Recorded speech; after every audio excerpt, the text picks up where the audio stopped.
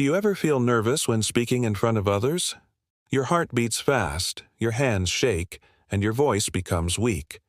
Don't worry, everyone feels that way at some point. Confidence is not something you're born with. It's something you build.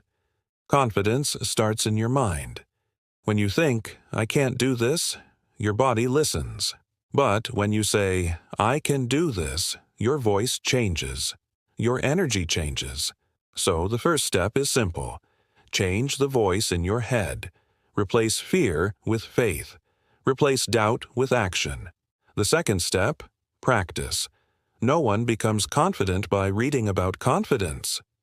You become confident by doing it, again and again.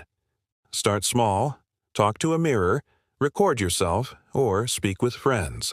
You'll feel strange at first, but every try makes you stronger. The third step, body language. Stand tall. Keep your shoulders back.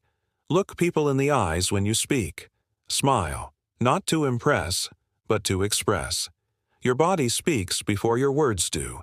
If you look confident, people will believe you are confident. The fourth step, don't chase perfection. Even great speakers make mistakes. They forget words, pause awkwardly, or laugh at themselves. That's what makes them human. Confidence is not about being perfect. It's about being comfortable even when you are not. Remember this. When you speak, you're not trying to prove yourself. You're sharing your ideas, your energy, your truth. So speak clearly, speak slowly, and speak with purpose, because the world needs your voice, not your silence. Now go out there and speak with confidence.